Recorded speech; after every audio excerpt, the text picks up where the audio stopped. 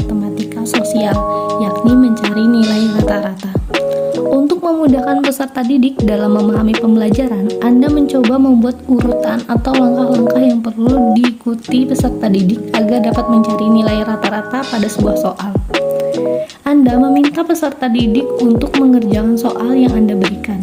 Hasilnya, peserta didik mampu mengerjakan dengan benar sesuai dengan langkah-langkah yang telah Anda siapkan. Beberapa saat kemudian, Anda meminta peserta didik untuk mengulangi soal yang sama tanpa melihat urutan pengerjaan soal, dan peserta didik mampu mengerjakannya dengan benar. Tanggapan kasus 1. Menurut kami, peserta didik dapat mengerjakan soal dengan baik tanpa melihat urutan atau langkah-langkah karena guru tersebut telah memberikan langkah yang jelas dan sistematis selama pembelajaran. Siswa sudah terbiasa berlatih bersama guru melalui percobaan sebelumnya, sehingga siswa memiliki gambaran akan langkah-langkah pengerjaan soal tersebut dan mampu menangkap serta memahami dengan usahanya menyelesaikan soal yang diberikan dengan baik dan paham tentang cara pengerjaan yang telah diberikan. Selain itu, peserta didik sudah terbiasa berlatih dan sudah memiliki gambaran tentang pengerjaan soal. Daya ingat tentang pembelajaran yang telah dilalui membekas, serta siswa lebih mandiri dan terbiasa disiplin saat belajar.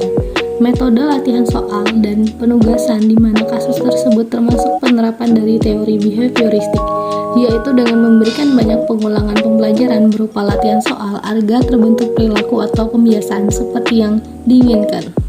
Melalui kegiatan pengulangan dan pelatihan tersebut, peserta didik dapat mengoptimalkan kemampuan agar semakin terampil. Rina adalah seorang guru di kelas 1 SD. Sebagian besar peserta didiknya belum bisa berhitung dengan lancar. Rina sedang memikirkan cara yang sesuai untuk membantu setiap peserta didik menyelesaikan tentang belajarnya. Apa yang dapat Rina lakukan untuk membantu peserta didiknya sesuai dengan tahapan perkembangan usia? Adapun tanggapan dari kasus kedua, yaitu Rina dapat melakukan dengan menyesuaikan pembelajaran sesuai tahap perkembangannya. Menurut teori Jean Piaget, usia 7 tahun anak belum sepenuhnya sanggup menggunakan logika, mengubah, menggabungkan, atau memisahkan ide atau pikiran. Berdasarkan kasus tersebut, siswa kelas 1 sekolah dasar berada pada tahap praoperasional. Maka, cara yang dilakukan oleh Rina yaitu dapat menggunakan media ajar yang di dalamnya terdapat tanda-tanda menarik seperti simbol atau permainan, games sebagai media berhitung. Dengan itu, Rani bisa menstimulus kemampuan anak dalam berpikir. Mengapa Anda menyarankan hal tersebut? Elaborasi jawaban Anda dengan menyertakan teori yang berkaitan.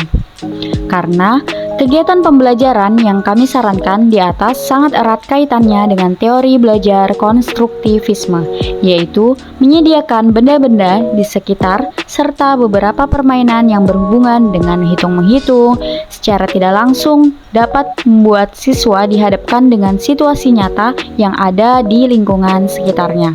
Sehingga terciptalah pengalaman baru yang bisa digunakan untuk memecahkan masalah yang dihadapinya. Karena sebaiknya dalam pembelajaran matematika di sekolah dasar dibuat sekonkret mungkin yang dapat ditangkap oleh panca indera.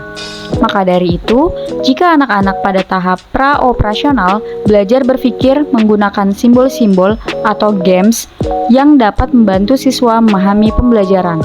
Istilah operasi yang digunakan oleh Piaget berupa tindakan kognitif seperti mengelompokkan objek, menata letak benda menurut urutan tertentu, dan membilang.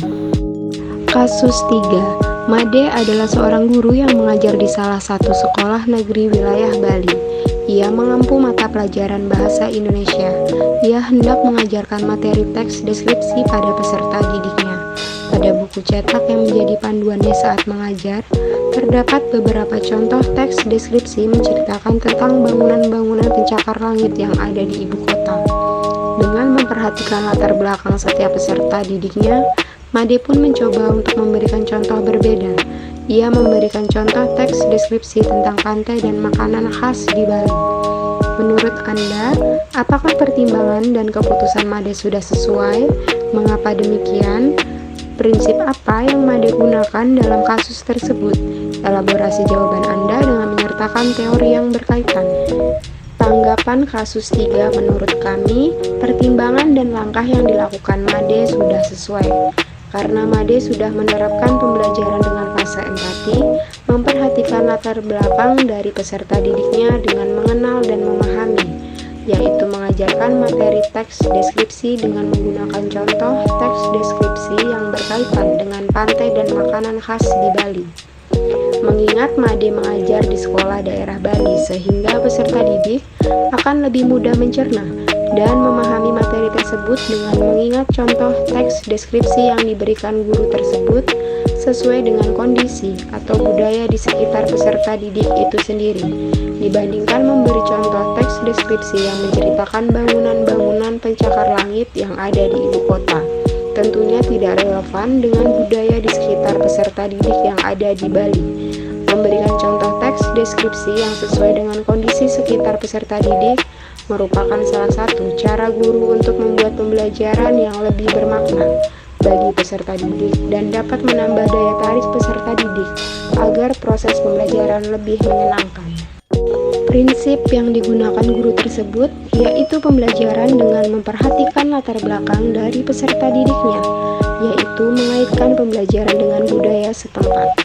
Hal tersebut sesuai dengan model pembelajaran CTL atau Contextual Teaching and Learning, di mana pembelajaran tersebut mengaitkan materi pelajaran dengan situasi dunia nyata. Atau dapat juga menggunakan konsep CRT atau Culturally Relevant Teaching, yaitu konsep pembelajaran yang membawa unsur-unsur budaya ke dalam pembelajaran sehari-hari mereka di sekolah dan membuat pembelajaran sesuai dengan pengalaman peserta didik di rumah. Melalui pembelajaran yang relevan, peserta didik lebih mudah menangkap materi karena berhubungan langsung dengan kehidupan sehari-hari, serta menjadikan pembelajaran lebih bermakna.